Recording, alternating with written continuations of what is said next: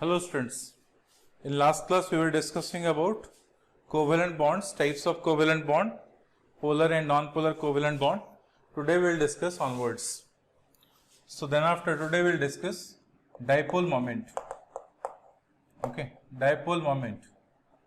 So what is this dipole moment? Dipole moment is written as mu is equals to E into D. Okay, dipole moment is mu is E into D, where E is charge and D is distance between two opposite charge. Okay, next is it is the character of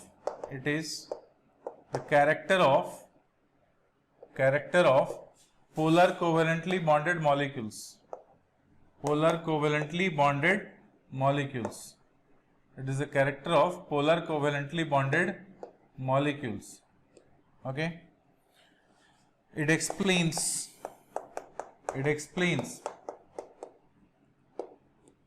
the percent ionic character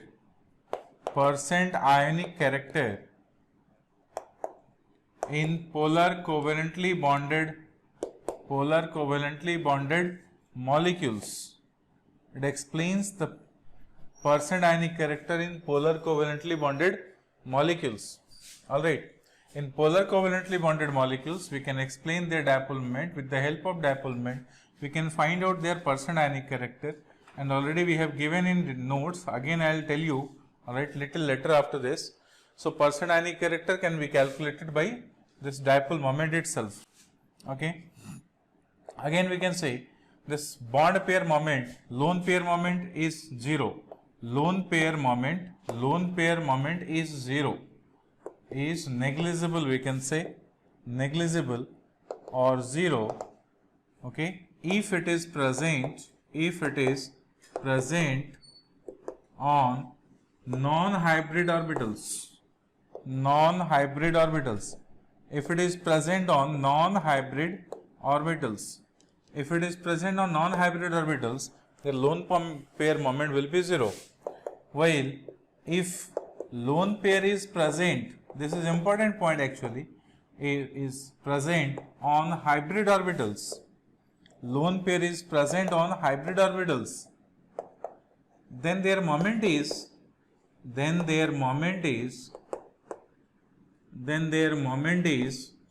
greater than that of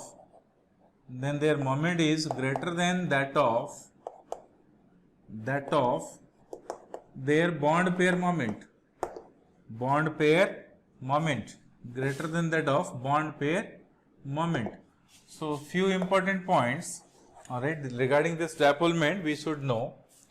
So, whatever the things you have written, mu is equals to E into D. What is this? That is the product of charge and distance between two opposite charge. The value of E is taken as 4.8 into 10 to the power minus 10 ESU or stat coulomb. While D is distance between two opposite charge. D is what? Distance between two opposite charge. Distance between two opposite charge is nothing, it is D. So therefore, if this value is taken as, let's say, 1 angstrom. Alright. If it is 1 angstrom, this is 10 to the power minus 8 centimeter. So therefore, for this mu is calculated as 4.8 into 10 to the power minus 10 ESU into 10 to the power minus 8 cm. This value will be 4.8 into 10 to the power minus 18 ESU cm. This is the value of mu. Alright, that is 4.8 into 10 to the power minus 18 ESU cm. And since we know that 10 to the power minus 18 ESU cm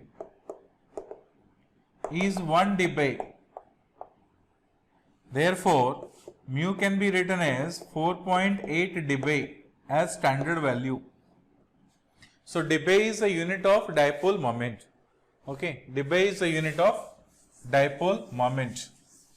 Dipole moment basically explains the percent ionic character, the polarity in ionic bonded molecules. Okay, in covalently bonded molecules, the percent covalent character were calculated by using polarization. But in covalently bonded molecules, the percent ionic character is being explained with the help of dipole moment itself. Okay. If the value of E is taken as 1.6 into 10 to the power minus 19 coulomb and the distance is 1 angstrom, that is 10 to the power minus 10 meter, then mu must be in the order of 1.6 into 10 to the power minus 29 coulomb meter. So mu must be in the order of 10 to the power minus 29 coulomb meter itself. Okay. Now, suppose we have a covalently bonded molecules. Let's say water is there. Water, they are having two lone pair and two bond pair. So oxygen, hydrogen, there is a difference of electronegativity, and of course this direction of dipolement is from electropositive atom to electronegative atom, because electronegative atom will withdraw electron towards themselves. So one moment will be along this side, one moment will be along this side, that is their bond pair moment. And since lone pair is along this side, lone pair is along this side, alright, lone pair. So one lone pair moment is along this side, lone pair moment is along this side. So what we can say, over here, this is their bond pair moment, this is their lone pair moment, and similarly their bond pair moment and their lone pair moment, ultimately resultant dipole moment will be along this side at this angle theta. So resultant dipole moment is calculated as square root of mu1 square plus mu2 square plus 2 mu1 into mu2 cos theta. This is the value of their resultant dipole moment. So by knowing this mu1, knowing this mu2, we can find out their resultant if theta is known. Okay. So this dipole moment is what? Dipole moment is a vector quantity, because dipole moment is a vector quantity. A vector quantity. It has magnitude as well as direction. So always you should explain the dipole moment, alright, by considering their dipole moment by considering their resultant, vectorial resultant method, isn't it? Okay.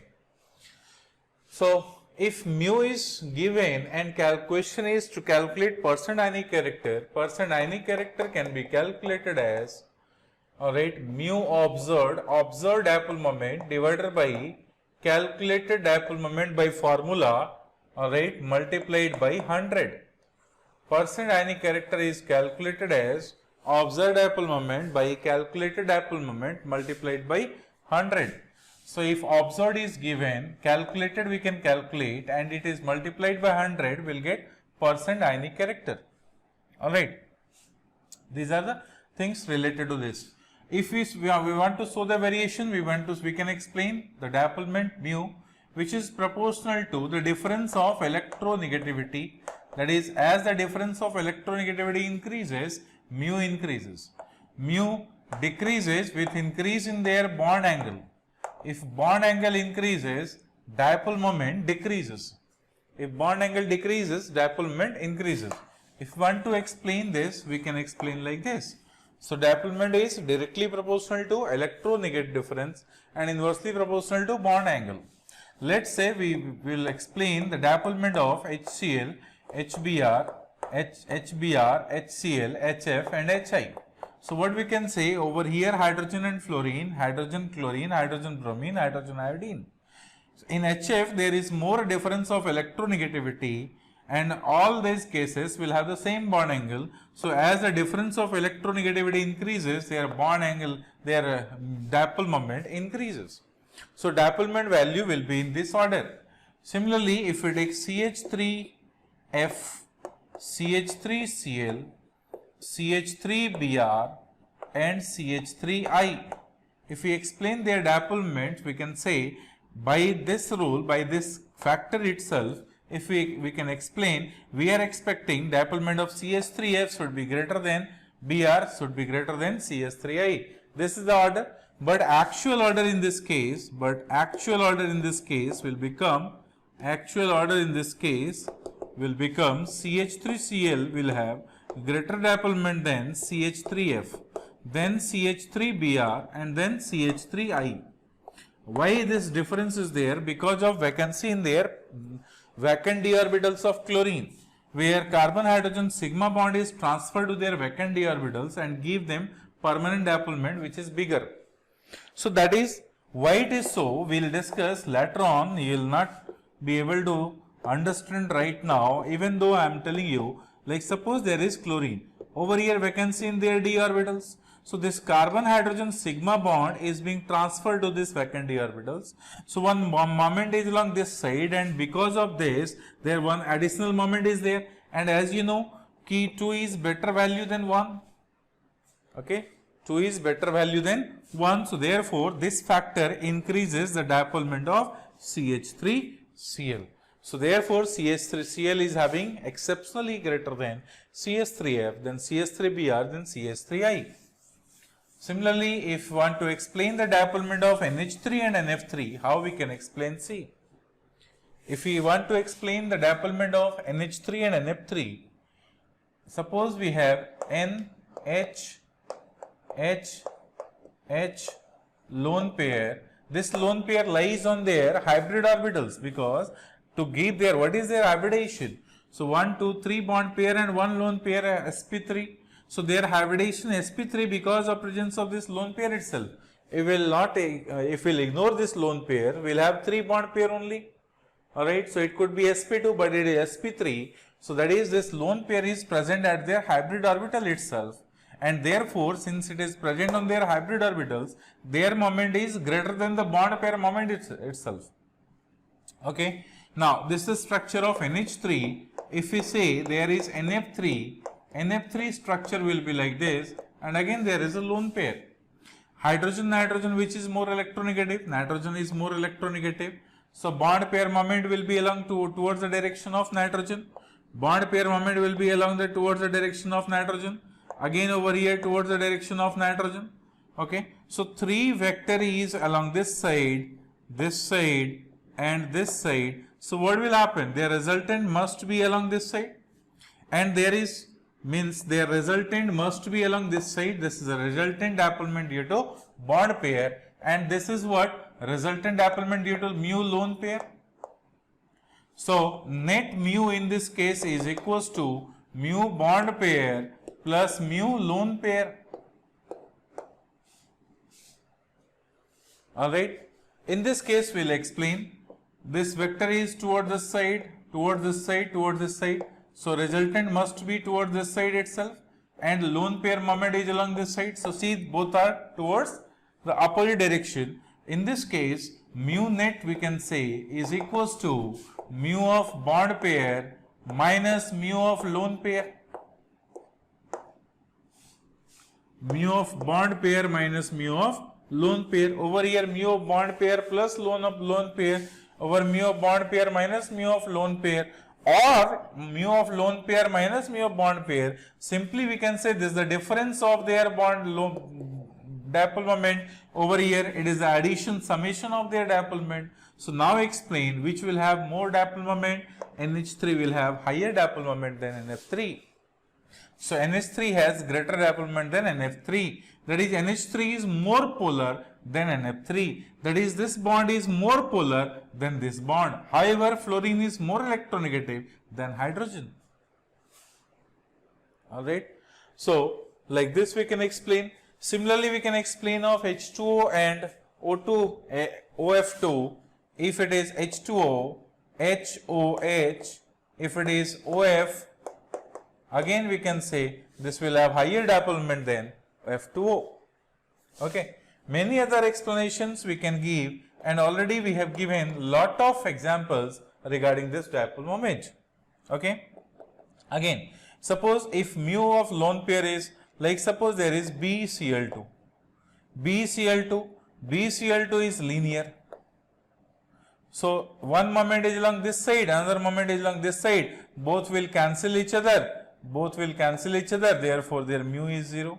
So BCl2 is regarded as non-polar molecule because their dipole moment is 0. If there is BCl3 is like this. So one moment is along this direction, another is this direction, this one is, so moment of resultant of each one is being cancelled. So these two resultant will be along this side, this vector and this vector will be cancelled. So mu is taken as 0 for them. So again BCl3 is non-polar. If we take CCl4, that is also mu is equals to 0. If we take CH4, their mu is equals to what? 0. Mu 0 means they are non-polar. So these molecules are non-polar. If we compare CH3Cl, will have higher dipole moment than CH2Cl2, then CHCl3, then CCl4. So this will become the order of their dipole moment. Okay. So dipole moment can be explained like this, and details already it is given. So do the proper revision from your class notes itself. Okay, this is not the classroom teaching, this is revision class. Obviously classroom notes are given sufficiently, so please go through the notes properly. Okay, this is about dipole moment. Now few idea about resonance. Few idea about resonance. Resonance is what? It is just an imagination. Resonance is an imagination. An imagination of a structure in two or more form. Of a structure in two or more form in such a way that all right, each structures are equivalent. Each structures are equivalent. All right, differs in their electronic arrangement. Differs in their electronic arrangement only. Electronic arrangements only. Differs in their electronic arrangements only. All right, and none of the structure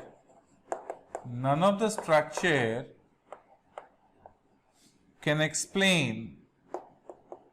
None of the structure can explain the original property of molecule or property of original molecule is called as resonance, and the structure obtained are called as resonating structure or canonical structure. Okay, the original structure is called as resonance hybrid. So resonance is what? In simply we can say resonance is nothing.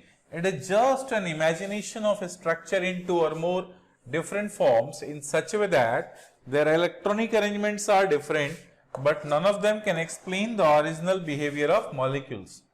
Like suppose we want to draw the structure of benzene. So benzene original structure is like this, where there is delocalization of 6 pi electrons, and if this structure is imagined in two different forms, one is cyclohexatriene like this, another is cyclohexatriene like this.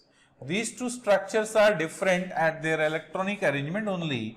Let's say this carbon is labeled carbon, star mark is for C14, rest of the carbon is C12, but these two carbon we have taken C14 just to label that position itself. So over here now see, at this star positions, in this structure in between two star carbon there is a double bond, in this structure in between two star carbon there is single bond.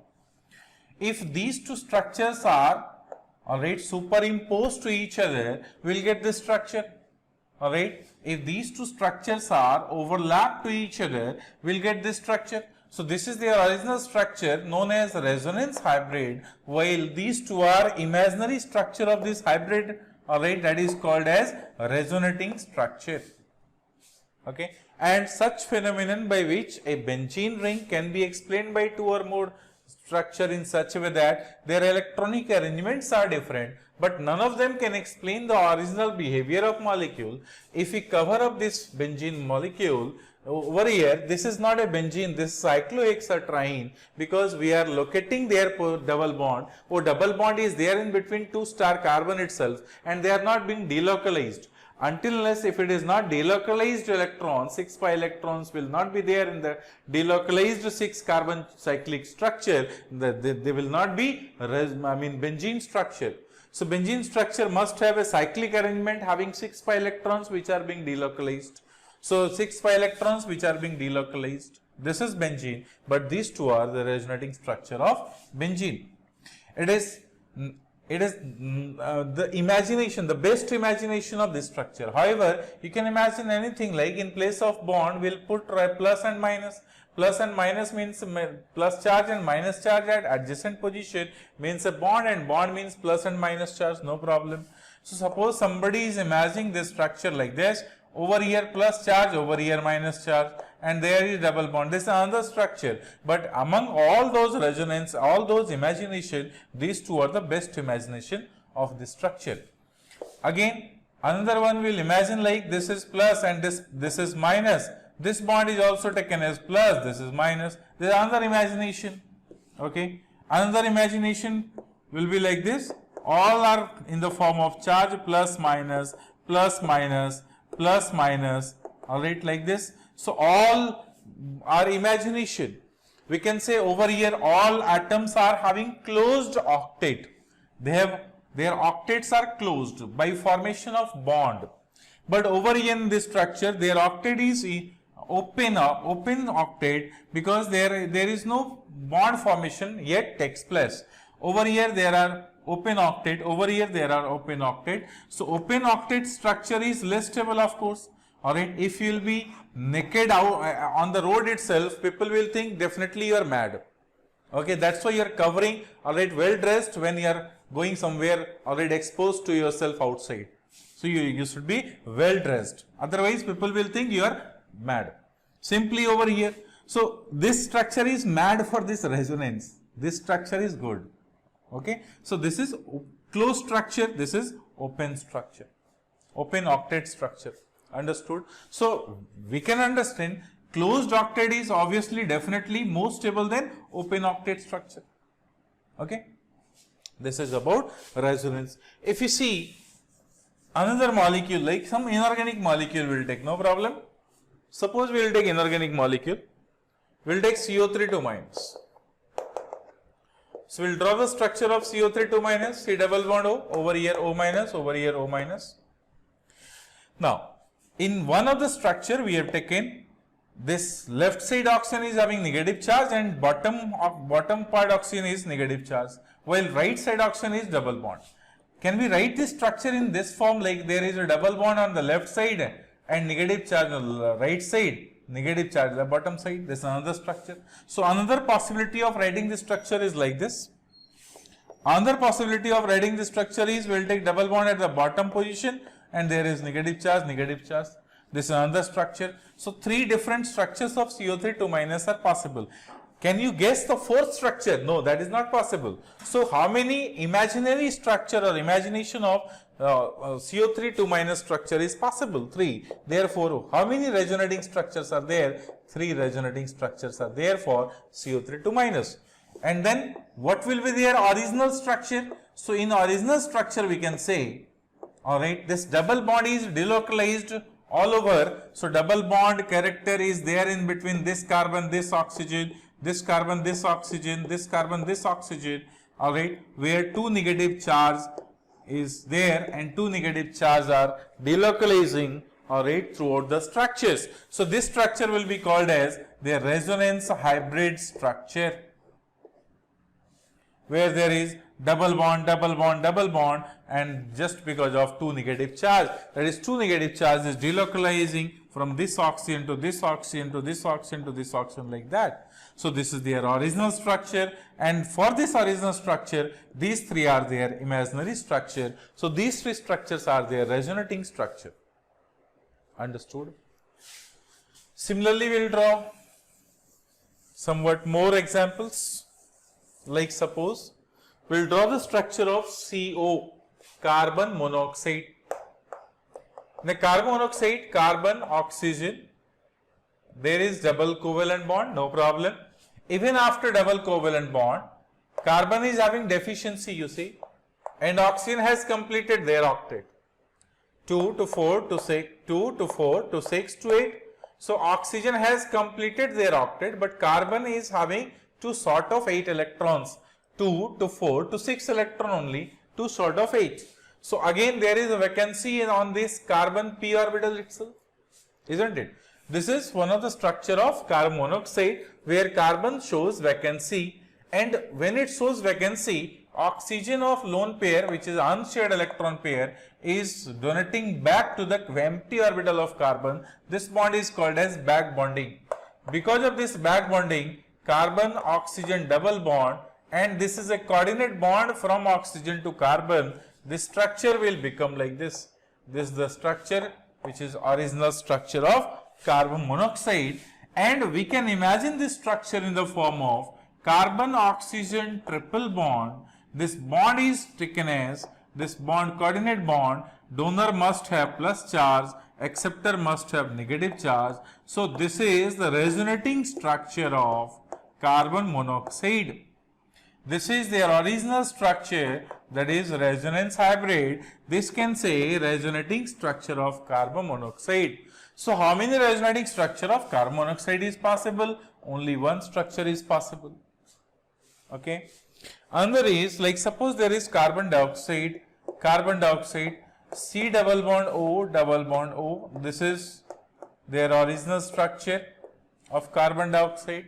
Now this structure is imagined in two different forms in such a way that there is, if this lone pair is given to this carbon, pi bond is migrated towards this oxygen. So there will be triple bond on this oxygen and carbon, where oxygen will have plus charge, and then carbon and oxygen, this oxygen will have minus charge, and oxygen is having 3 lone pair at this place. This is imagined like this. Another structure can be drawn where now at the right carbon oxygen bond there is triple bond, on the left there is single bond, there is minus 3 lone pair. Okay, this negative charge means a lone pair, this negative charge means a lone pair, and over here only one lone pair, this is plus. This is another structure of carbon dioxide. So how many resonating structures of carbon dioxide is possible? 2 resonating structures of carbon dioxide is possible. So for carbon monoxide only 1 resonating structure, carbon dioxide 2 resonating structure, carbonate ions 3 resonating structure. So over here 3 resonating structures are possible for carbonate, 1 for carbon monoxide and 2 for carbon dioxide. Resonance is applicable in both organic and inorganic molecules. However, it has more importance, it has great importance in organic chemistry itself. Right. So that is, in this chapter we will discuss about brief about this resonance, while in details we will do it in organic portion itself. Okay. This is about resonance. Okay. Now we will go for types of covalent bond. Covalent bond is formed by the 2 different types of overlapping of their orbitals. One is called as their sigma bond, other is called as pi bond. Sigma bond is represented by symbol sigma, pi bond is represented by symbol pi. Okay. So covalent bond is of, literally it is of 2 types, one is sigma, other is pi. The sigma bond is formed by the linear overlapping of atomic orbitals, by the linear or head-to-head overlapping of atomic orbitals. Head-to-head overlapping of atomic orbitals.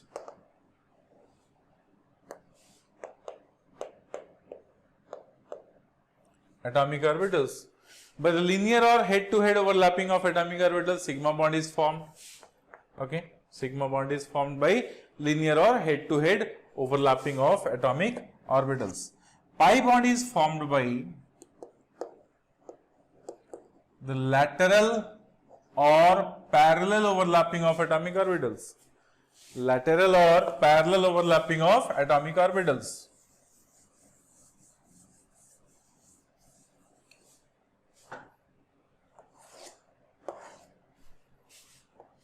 Lateral or parallel overlapping of atomic orbitals.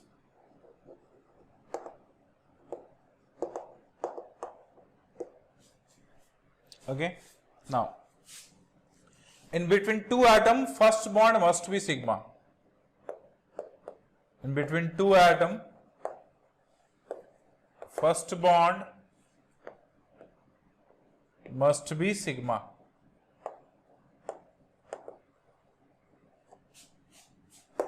Okay. Pi bond is formed after formation of sigma bond. So it is formed after formation of sigma bond.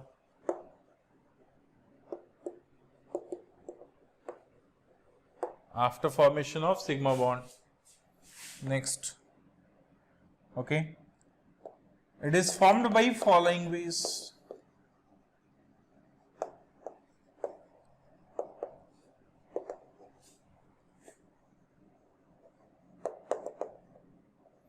First is by SS overlapping,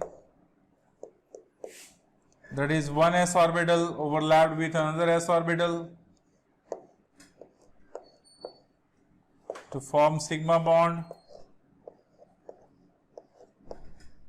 So this is the overlapping area and form sigma bond. There is sigma bond. All these pictures are there on your notes itself. Please go through that. By SS overlapping, another is by SPX overlapping.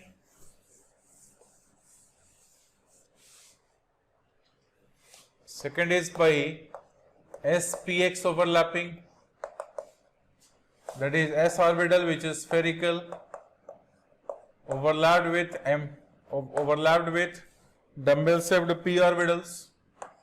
This will be like this. There is sigma bond. Third is by SPY overlapping.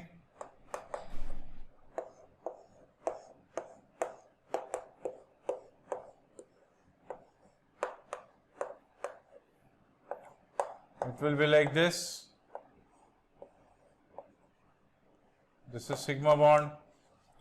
Next is by SPZ overlapping.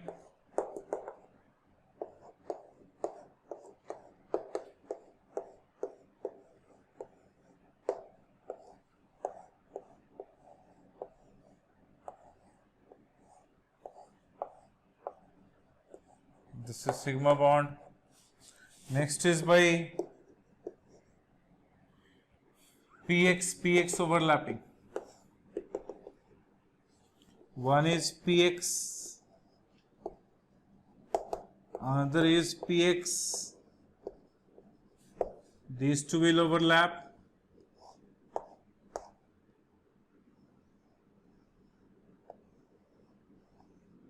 So there is overlapping and sigma bond is formed.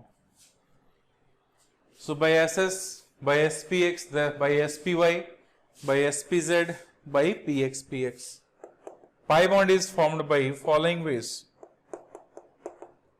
It is formed by following ways.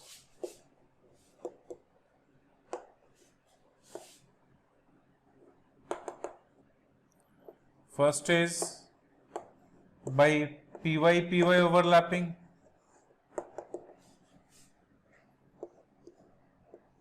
One is like this, another is like this. They undergo overlapping. The small area is being overlapped. They forms pi bond over there. Similarly,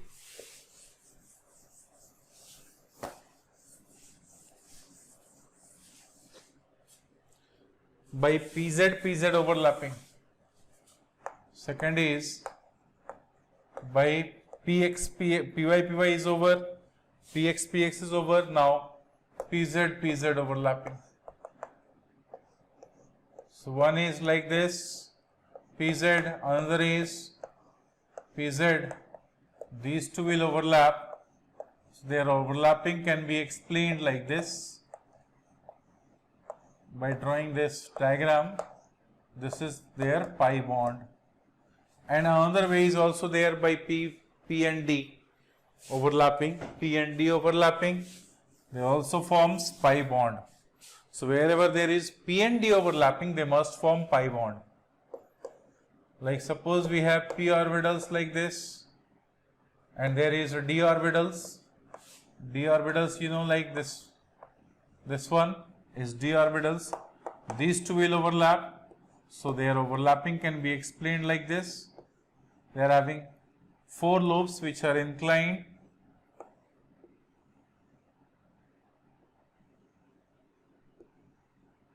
So this small area is overlapped. Small area is overlapped, they forms pi bond. So whenever there is P and D overlapping takes place, they always forms pi bond. Okay. Understood? This is about the ways how to form sigma and pi bond. We can say sigma bond is stronger than pi bond. Sigma bond is stronger than pi bond. Sigma bond is stronger than pi bond. Next, the strength of sigma bond. The strength of sigma bond, right, is as by PP overlapping is stronger than SP overlapping than SS overlapping. PP overlapping is stronger than SP overlapping than SS overlapping. Because greater the surface area, greater will be their extent of overlapping. Greater the surface area, greater will be the extent of overlapping. Greater will be the extent of overlapping. Greater will be the extent of overlapping. The strength of pi bond is given in the order as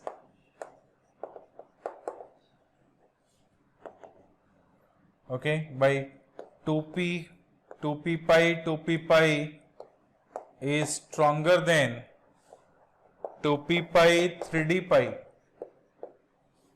is stronger than 2p pi 3p pi is stronger than 3p pi and so on, and after that their overlapping is negligible.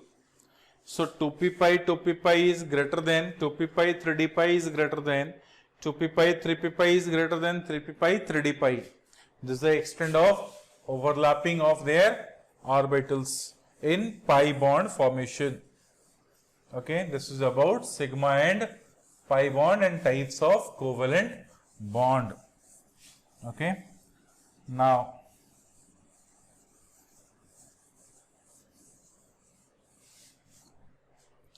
formation of superoctet molecules. Formation of electron deficient and superoctet molecules.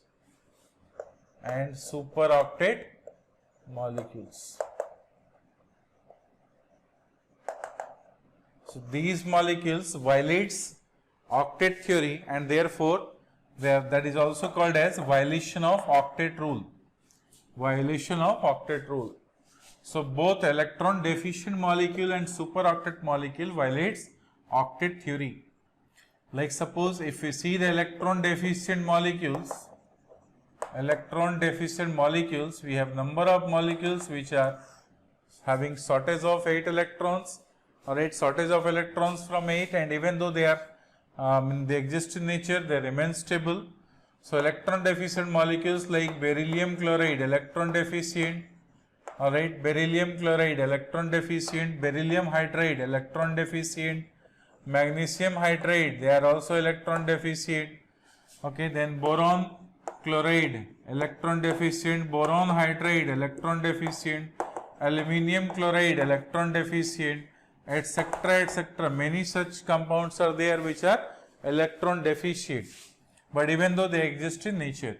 As we can see, beryllium chloride, Be, chlorine and chlorine.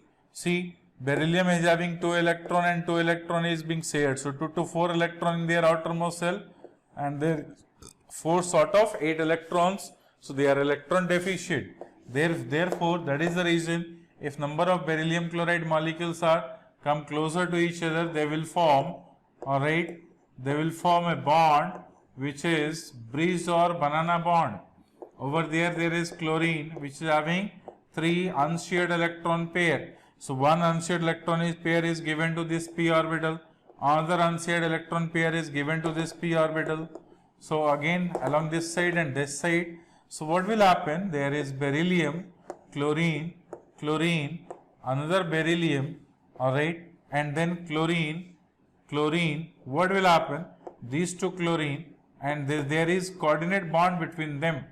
This bond is actually, we can say, the donation of a pair of electron which connects to beryllium atom, and therefore this bond like this bond will be called as not the bond of two centered, this bond where electron pairs are revolving in around 3 nucleus, 2 beryllium and 1 chlorine. So this is called as 3-centered bond. How many electrons are involved in this? So 2 bond pair electron between beryllium and chlorine, and 2 unshared electron pair which is given to the empty orbitals of beryllium itself. So 2 plus 2, 4 electrons. So this bond is called as 3-centered 4 electron bond. 3-centered 4 electron bond. Similarly, if we will take beryllium hydride, suppose, if we take hydrogen and again there is vacancy of two orbitals, there is boron hydride. So this beryllium hydrogen is having 2 electron. There is no unshared electron pair on hydrogen itself. This electron pair is given to this beryllium. This electron pair is given to this beryllium. And therefore, what will happen? Then beryllium, hydrogen, hydrogen, and these 2 beryllium atom is attached together through this banana bond itself. Through this banana bond, which is called as 3-centered 2 electron bond or banana bond. So this is 3-centered 2 electron bond. This is known as banana bond. Banana bond, Kadali bond, banana bond or tau bond. Over here also, alright, there is banana bond or tau bond. Banana bond nature of beryllium chloride is 3-centered 4 electron. Banana bond nature of beryllium hydride is 3-centered 2 electron bond. Okay, so this is 3-centered 4 electron, this is 3-centered 2 electron bond.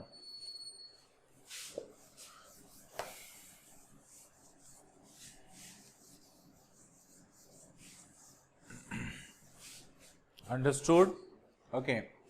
So that is the nature of electron deficient molecules. There are some molecules which are having more than 8 electrons in their valence shell. They will be again violating the rules and they are called as superoctet molecule. So what are all those superoctet molecules? Superoctet molecules are like SF4, PCl5, SF6, ClF3, alright, and many more, etc., etc. IF7, sulfur, 6 electron of valence electron of sulfur and 4 of fluorine. 6, 4, 10 electrons are there in our outermost shell of sulfur. PCl5, 10 electrons are there. SF6, 12 electrons are there. ClF3, 10 electrons are there, etc., etc. None of them are having 8 electrons, but even though they are stable and exist in nature, alright, they are called as superoctet molecules.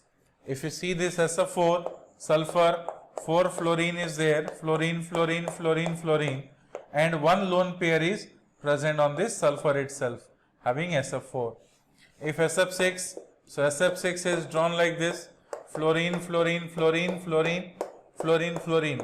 So 6 bond pair of electron around sulfur, no lone pair of around sulfur. So this is SF6. If you see this structure will be octahedral. If you see this structure will be square pyramidal, like this. Okay. So this is about the formation of electron deficient and superoctet molecules.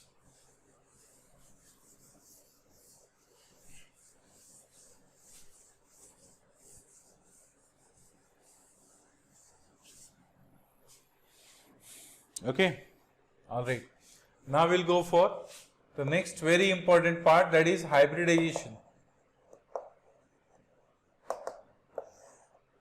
Hybridization.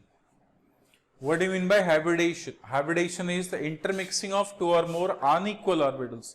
Hybridization, the term hybridization is derived from, taken from biology itself. In biology, hybridization has great importance, because whatever the cereals, whatever the things we are taking nowadays, most of them are hybrid variety. Alright, hybridization, the sense of hybridization, the intention of doing hybridization to get the improved variety. Alright, therefore hybridization is a hypothetical concept in chemistry. Okay, while in biology it is actual real, alright, concept. In chemistry we are taking hypothetical concept, because this concept is being adapted to explain the formation of, alright, such molecules whose formation is not being explained by valence bond theory itself. Like suppose CH4. If you form CH4, so according to valence bond theory, alright, valence bond theory states that out of 4 carbon hydrogen bond, one must be SS overlapping. Let's say one is SS overlapping, another 3 are SP overlapping, SP overlapping.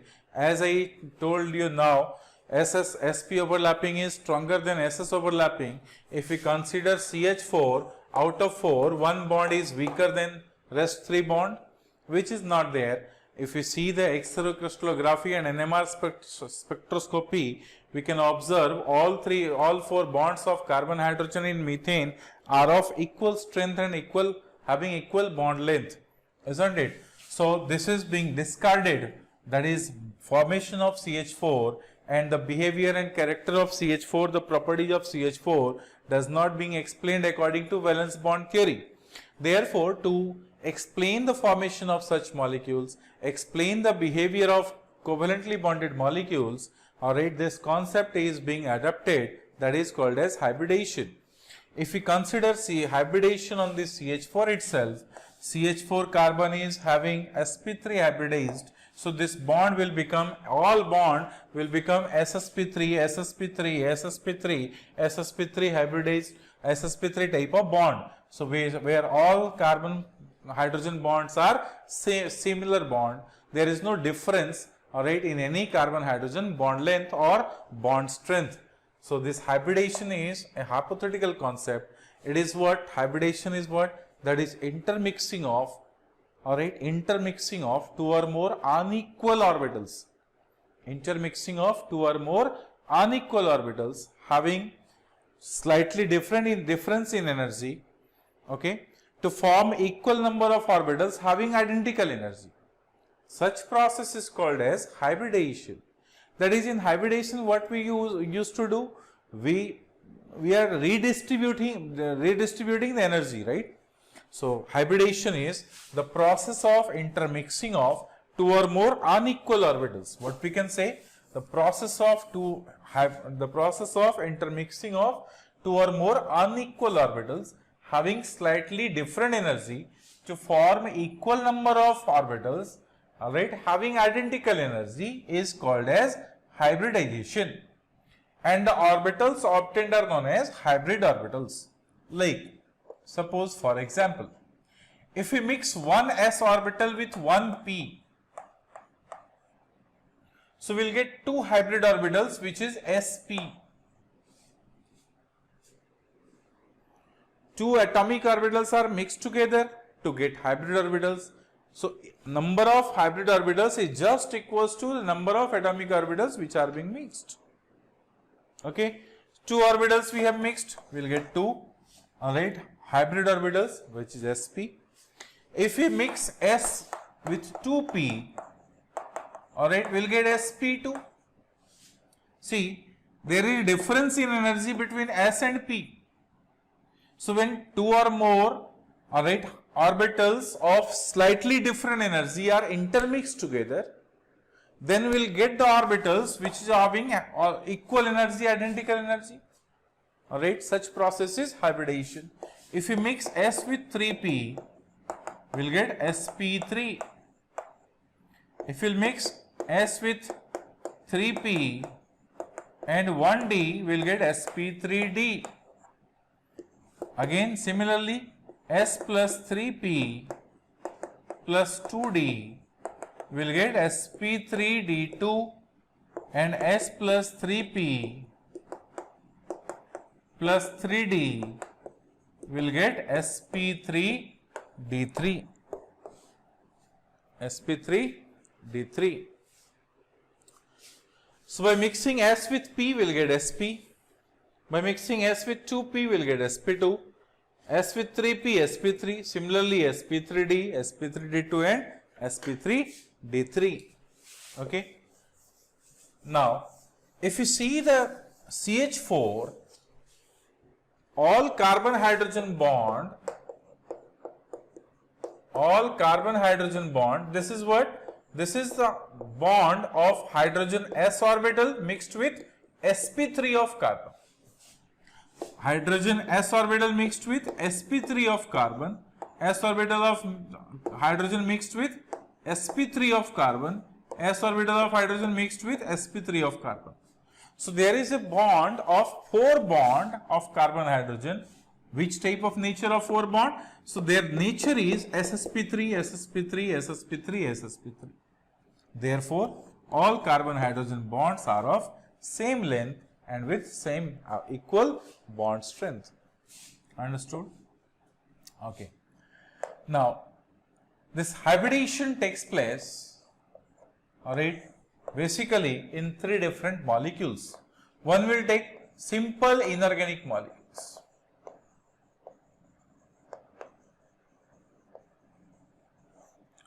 Another will take organic molecules, and another will take complex molecules. Regarding complex molecule, we will do it later on in second year itself in 12th class. In simple inorganic molecule and organic molecule, we will discuss now itself. Okay. In simple inorganic molecules, okay, hybridization is taken of these many types: Sp, Sp2, Sp3, Sp3d, Sp3d2, Sp3d3. Like suppose there is Sp. Alright. In Sp we have S plus 1p. Okay. S plus 1p. This p can be px, py or pz. So it can be px, it can be py, it can be pz. No problem. If it is S with 2p, so any 2p is taken, px, py or pz will become sp2. If it is S plus 3p, we will take any px, py, pz, all 3p, then it will have sp3. If it is S plus p plus p plus p plus d, we will have sp3d. With sp3d, this d is, alright, what? So d is dz square. This d is dz square. So d must be dz square, alright, not anyone else, because this dz square will give them trigonal bipyramidal geometry. Trigonal bipyramidal geometry. With sp3, we will get tetrahedral geometry. With sp2, they will get triangular geometry.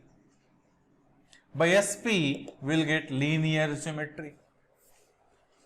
So to get trigonal bipyramidal geometry, we need d orbitals with 2 lobes.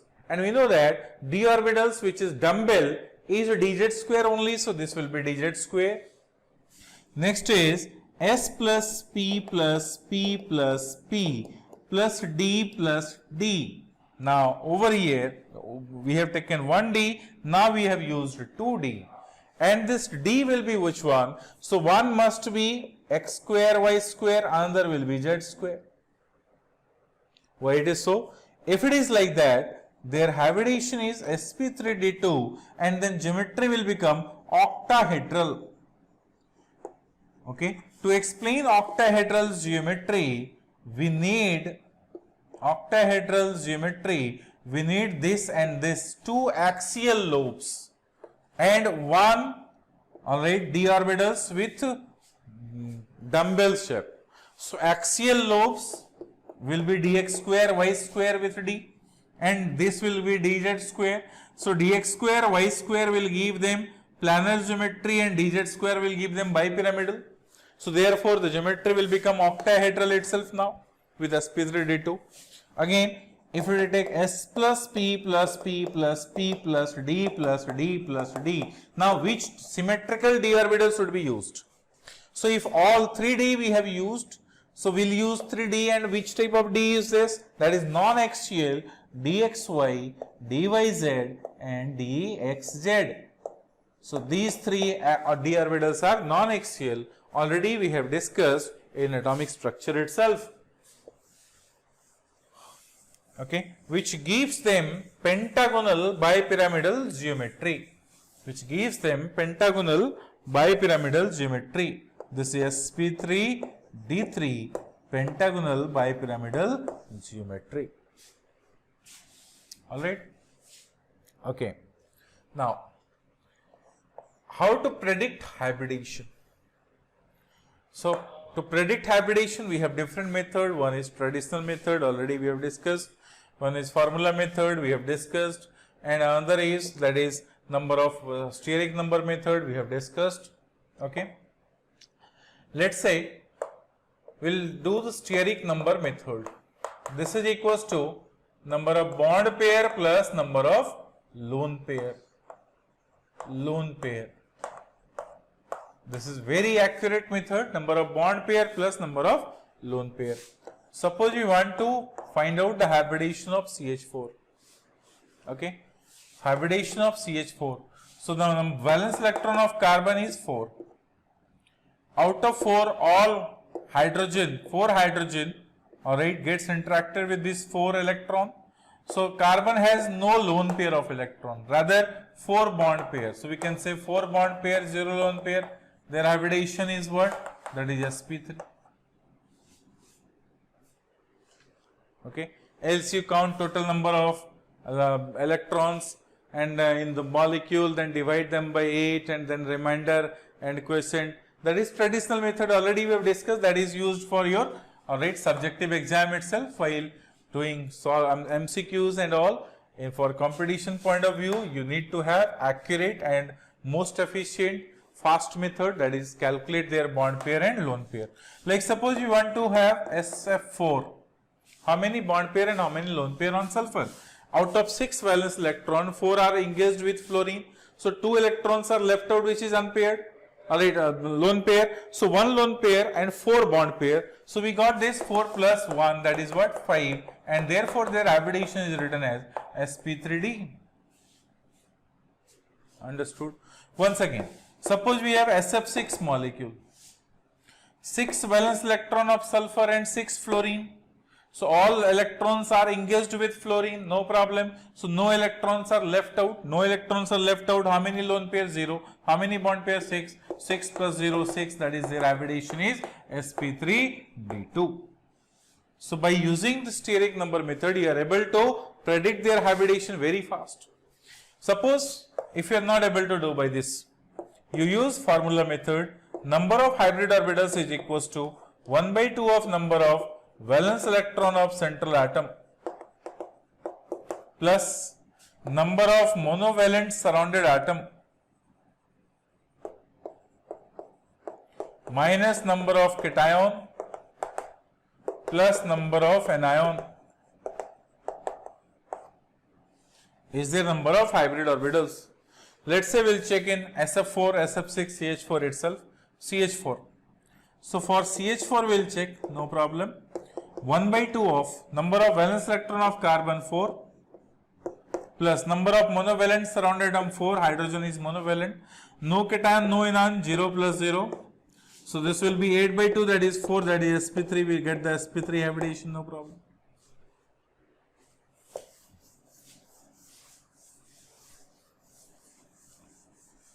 I hope you understood.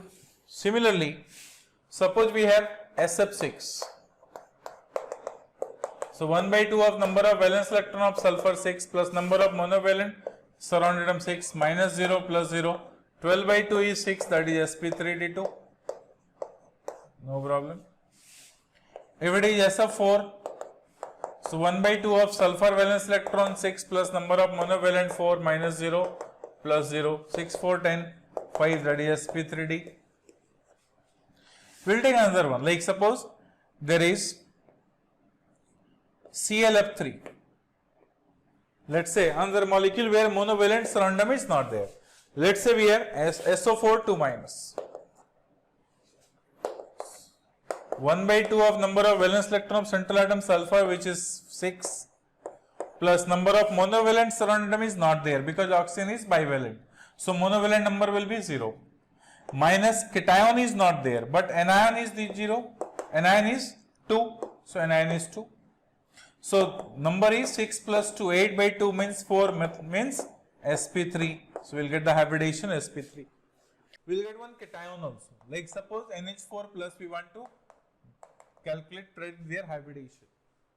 So 1 by 2 of valence electron of nitrogen, which is 5, plus number of monovalent surrounded atom, that is hydrogen 4, minus cation is 1, anion is 0. So 5 plus 4, 9 minus 1, 8 by 2 is 4, that is sp3. So we will get their hybridization sp3. Alright, this is about to calculate their hybridization. Once we know about the hybridization, alright, we will be able to predict their geometry, we will be able to predict their bond angles, no problem. We will be able to predict their bond angle. We have already discussed, we have already given, everything is there in your notes. Please, again I am telling you, kindly go through your notes. Okay, everything is written there. While revising, while seeing the video, alright, you should see the video, alright, by keeping your notes in front of you. Then only you will be able to revise. Otherwise, it is not possible to, alright, conduct your 11th class once again in the during lockdown period. So it is not possible. Rather, intention to do this is to revise your proper syllabus, alright, and to do revision.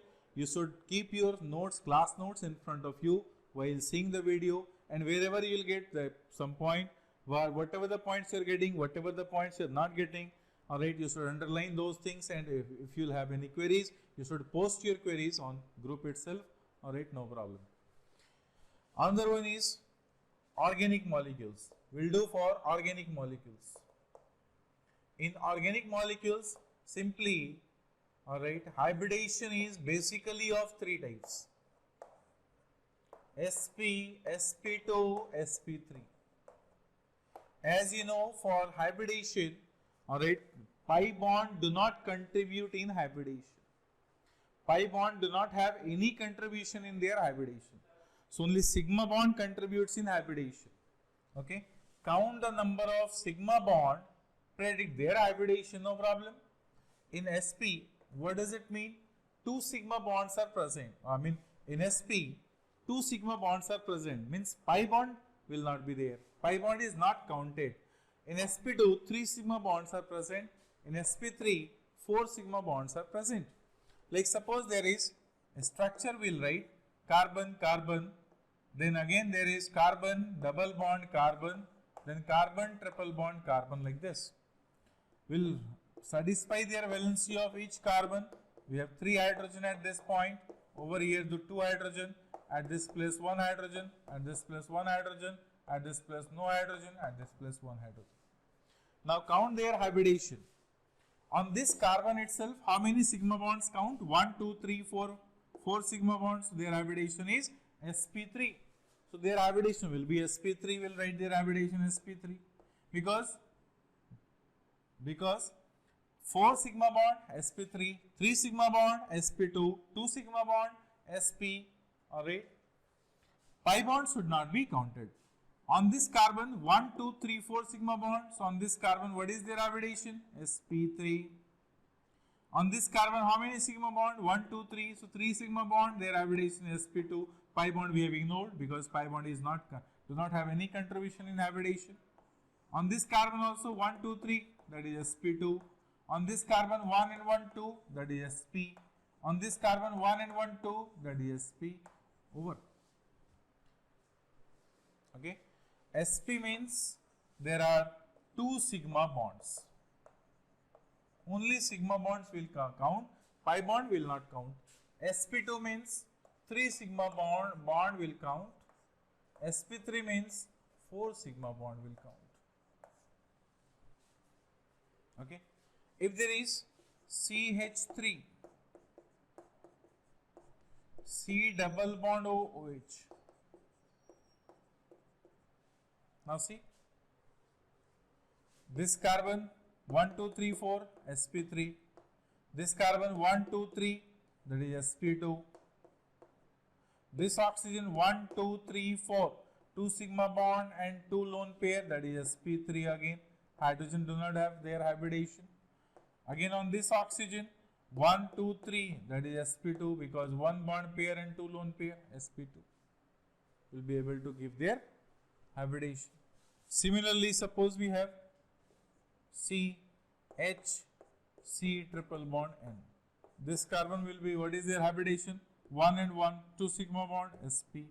On this nitrogen 1 sigma bond and 1 lone pair, sp, no problem. If the structure is written like this, suppose CH2, double bond C, double bond C, double bond C, and over here H and H. On this carbon you count 1, 2, 3, sp2. On this carbon 1, 1, 2, sp. On this carbon 1, 1, 2, sp. On this carbon 1, 2, 3, sp2. So like that, we'll be able to draw we'll predict their hybridization. Understood? I hope all of you understood. So today we'll do up to this only. The rest of the things we'll do in next video. Thank you very much. Thank you.